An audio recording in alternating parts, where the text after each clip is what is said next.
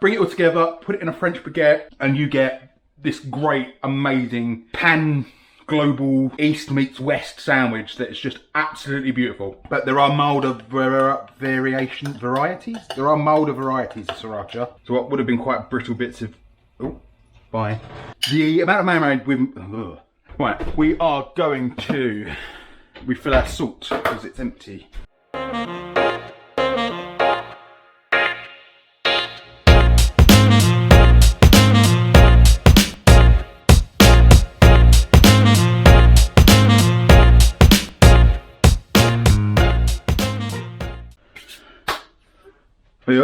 You alright? Right, so a little while ago, I'll put a link up here, I made a Reuben sandwich. And it's definitely in the title, and I think I might have stipulated in the actual recording that that was the best sandwich in the world. And it's pretty much the best sandwich in the world, it takes some beating. Or, what we're going to make today, which is a Banh Mi, which is a Vietnamese sandwich. So when the French colonised Vietnam, they started bringing over bread with them, obviously, as the French do.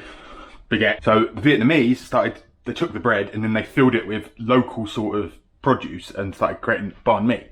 And now it's also evolved to the point where we're going to be making a char-siu chicken Banh Mi, which obviously char-siu chicken is Chinese, but where Vietnam's kind of like a hub for Asia, lots of other flavours coming in from different places. So to start, this isn't going to take anywhere near as long as the Reuben, because obviously the Reuben took 2 weeks to make salt beef, and a week, if not a bit more, for making sauerkraut, and that took forever.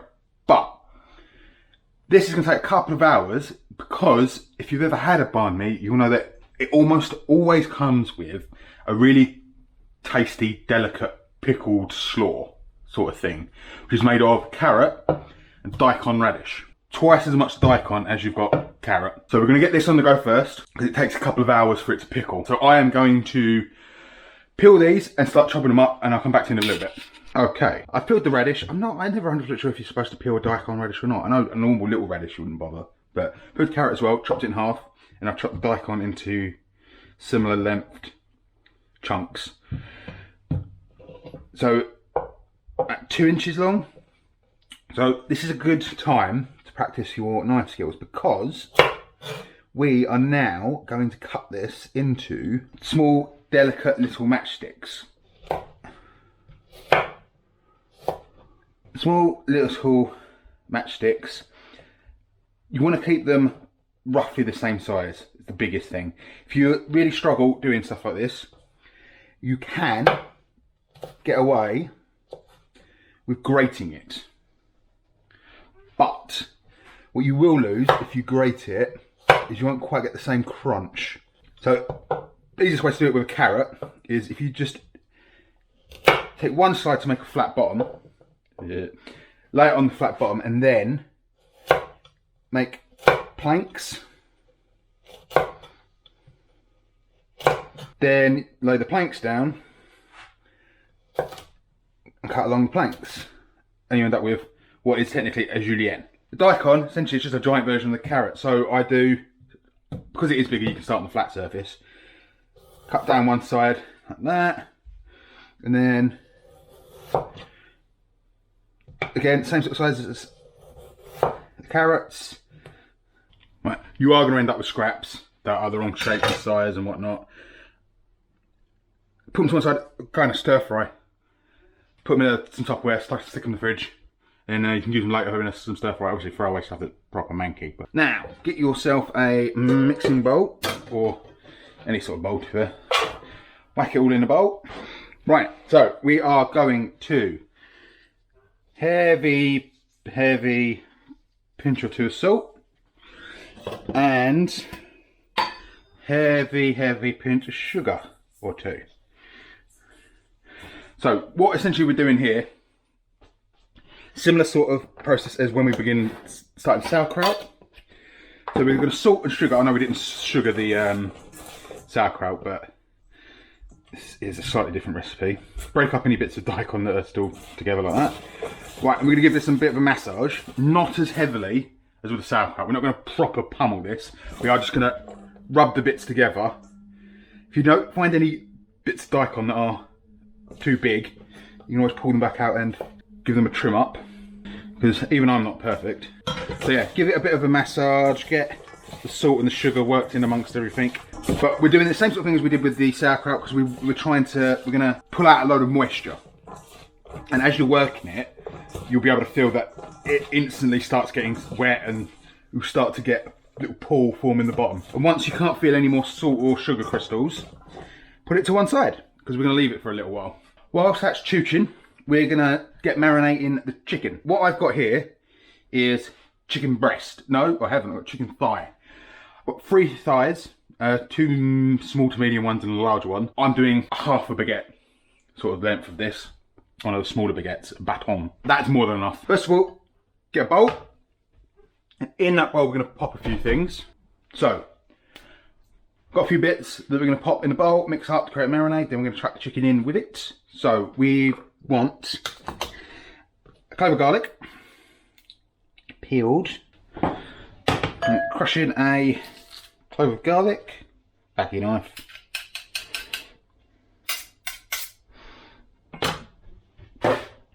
and we want, make a bit of space.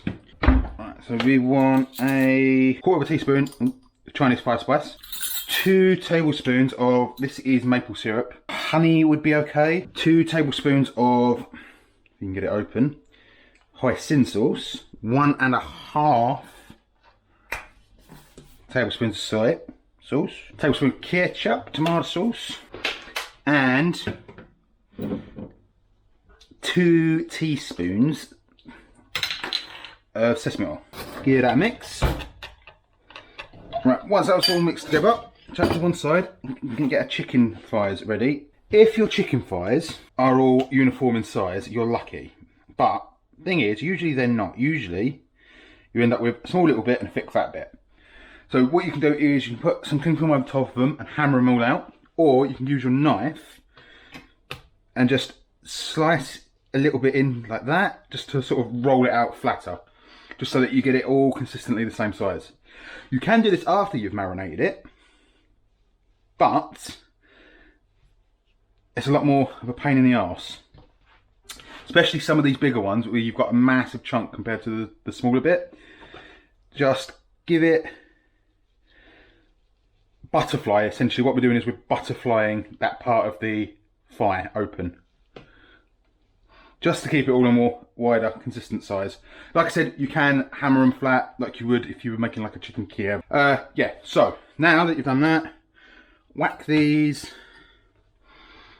in with the marinade and get them all coated. The amount of marinade we've made, you could probably marinate twice as much chicken, 8 thighs. And yeah, right, so I whack that in the fridge, put it to one side, and just leave it to do its thing. Right, while the chicken's marinating, back to the pickle.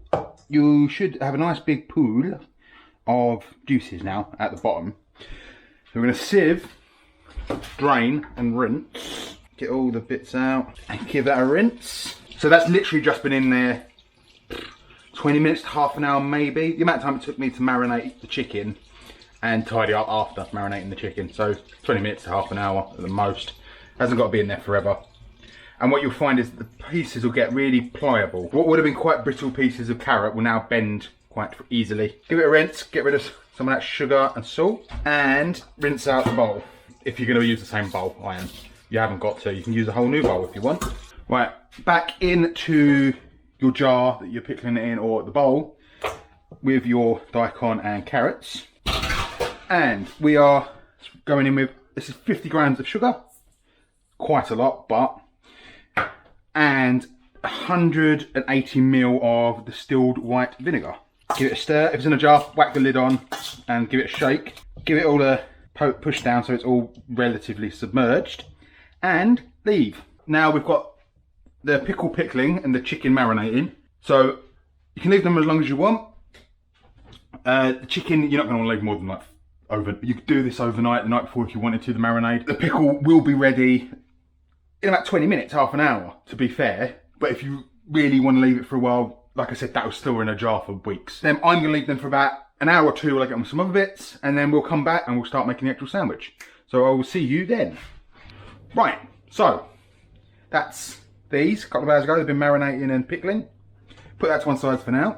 First of all, we're going to start with our bread. This is a nice, fresh French batten, small baguette. You can use a big long baguette, make one big long massive sandwich and cut it down for however many people.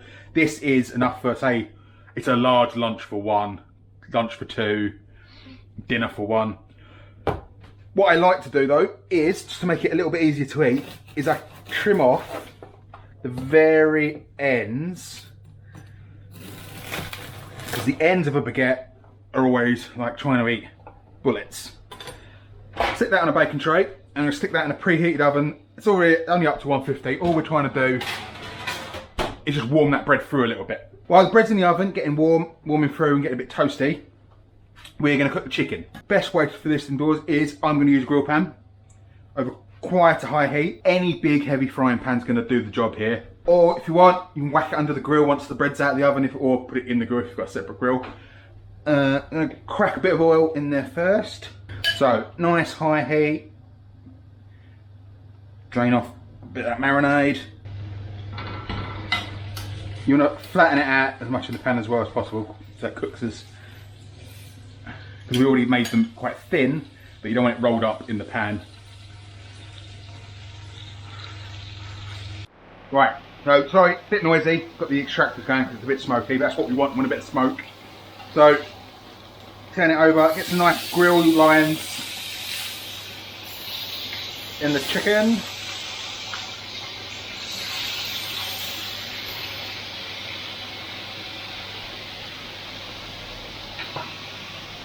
All the sugars and that tomato sauce and the hyacinth sauce and the maple syrup, they're all going to caramelise in there and they're going to make a load of smoke. But get your extractor on, because that's like the only way you're going to get that smoky barbecuey goodness that you get in normal char-siu cooking. So get your extractor on, get your windows open. Don't forget about your bread. You don't want to burn that to a cinder. You don't want to bake the bread, you just want to warm it through. So once that's warm, take it out and let it get to a point where you can touch it again. You let the chicken go till it's cooked through, and then I'll be back when the chicken's cooked. I can't do much else with the extractor going. Right, now the chicken's cooked and the smoke's dissipated a bit. And take the chicken off, put it on a plate, just eat that to cool a little bit so you can handle it. The bread's out of the oven. We're going to move on to making the Sriracha Mayo, which is gorgeous but really, really easy. Literally just a couple of spoonfuls of good quality mayo, and probably a teaspoon and a half, maybe 2 teaspoons sriracha. Just give it a mix. I've got the spicy sriracha because I like spicy sriracha, but there are milder varieties. There are milder varieties of sriracha, so just go with what you want. Don't forget the mayo is going to cool it down a fair bit as it is anyway. All that's left to prepare is a cucumber. We're going to slice some relatively thin, but not paper thin slices, about 50p piece thickness slices, just enough so that you can get a single layer whole way across the baguette. Put that on to one side for now. I'm going to do a similar sort of thing with the chilli. Now this isn't supposed to be ridiculously hot. You can have it spicy, so you can have it as spicy or as mild as you like. If you're not a big fan of super spicy stuff, you can leave out the chilli, or go with a really mild chilli, or just go in with like maybe some red pepper, just so you can have that crunch. But this is just really mild red chilli, so it's going to add a bit of heat, bit of flavour, bit of crunch. I'm getting a load of heat from the Sriracha Mayo, but again, the good thing about this is you can mix them out and put whatever you want in there. Leave out the chilli, leave out all the spiciness completely. You can use avocado slices instead of mayo, or you can just use really nice thick butter. Like I said, you can leave out the coriander and go with parsley or rocket or any other sort of salady sort of stuff. Really is super mix and match, go with what you want sort of sandwich. Right, and last thing to prepare is a bit of space.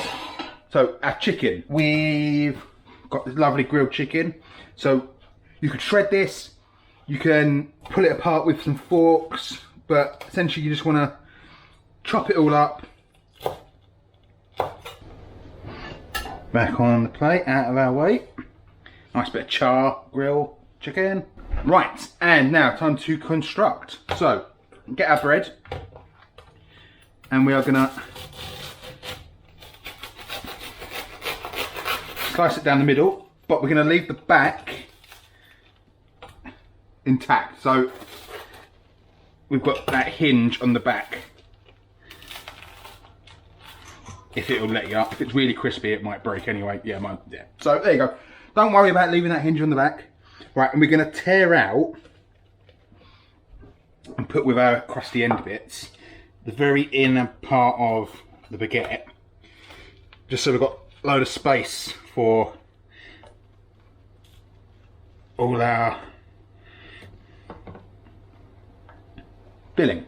Again, keep that, make breadcrumbs out of it, dip it into soup, whatever you want to do with it, up to you. Now, on the bottom, we are going with a decently thick layer of pâté. Go with whatever pâté you want. If you don't like pâté, leave it out. Don't want a thin scraping, you want to know it's there. Top of your pâté, we're going to arrange our chicken. Don't be stingy, but at the same time, you don't want to absolutely pack it to the gills, because you need to be able to close this afterwards. And I'm going to go for a layer of our cucumber and chilies. Right, and now on top, Maggie's seasoning. So we're going to go with a nice, relatively liberal spritz of that all the way along top. And we're going to go in with our Sriracha Mayo. Then our pickle. Drain off some of the excess vinegar. It's good. And then, last but not least, nice big bunch of coriander. So I've pulled off there's a few stems left over, but for the most part I've pulled all the leaves off. You don't want loads of stem, only because coriander stems can be a little bit overpowering. Now, the secret is try and get the lid on the bottom. So if you had this cut with a hinge, it'd make it a lot easier. But if you just kind of marry it up and bosh, a little bit of a press down, and there you go, banh mi. Nice little cross section. Bosh, there you go. What is generally, I would consider, one of the other greatest sandwiches of all time from the other side of the world. That mayo you can use on loads of things. That pickle will go in loads of different things. Make it a jar, you make it a stuff. That chicken is great on its own with a bit of boiled rice or in a stir fry. But bring it all together, put it in a French baguette, and you get this great, amazing pan global East meets West sandwich that is just absolutely beautiful. I'm gonna go and munch this sandwich, and I will see you guys when I see yous. Hope you're diddling all right, hope you're surviving, and I will see you soon.